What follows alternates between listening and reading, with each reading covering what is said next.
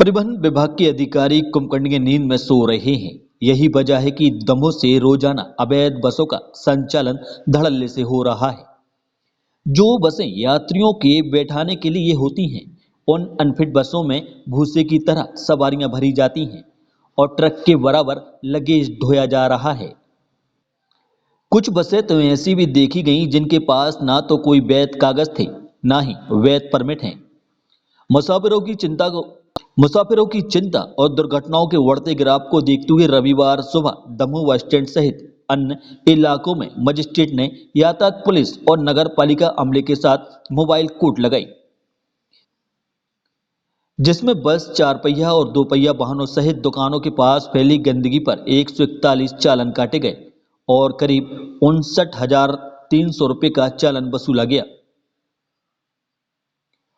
Bus stand पर CJM Ram Singh Baghel और उत्कृष्ट दिवाकर सिंह यातायात प्रभारी दलबीर सिंह मार्को ने शहर के विभिन्न इलाकों में चालानी कार्रवाई की। इसी दौरान बस स्टैंड से जबलपुर के लिए तिवारी ट्रेवल्स की बस MP09 FA 9577 के दस्तावेजों की जांच की तो कोई भी वैध दस्तावेज नहीं पाया गया, जिसे जब्त कर थाना परिसर में रखवा दिया गया। कुछ अन्य बसों में भी क्षमता से अधिक सवारियां बैठी मिली। यही हाल दर्जनों चार पहिया और दो पहिया वाहनों में भी देखा गया। मिली जानकारी के अनुसार कुछ दिन पहले तिवारी ट्रेवल्स की एक दूसरी बस MP09 FA 9277 को परिवहन विभाग ने बिना दस्तावेजों के पकड़ा था, जिसे कार्यालय में रखवा दिया गया था। कुछ दिनों बाद बस परिवहन कार्यालय से अचानक गायब हो गई। जानकारी यह भी मिली है कि लेन देन बिगड़ने पर RTO टीकमगढ़ से खास तौर पर इसी बस को पकड़ने दमोह आए थे, जिसे करीब 2 हफ्ते तक कार्यालय परिसर में रखा गया और लेन देन होने के बाद बगैर कार्रवाई के छोड़ दिया। विभाग की वेबसाइट पर नजर डाली जाए तो बस पर कोई चालानी कार्रवाई नहीं की गई। मामले की हकीकत जानने जब जिला परिवहन कार्यालय गए तो जिला परिवहन अधिकारी तो नहीं मिले। उनकी जगह संतोष दुबे नामक व्यक्ति मिले, जिसने अपने आप को कार्यालय का बाबू बताया और बस के संबंध में जानकारी दी।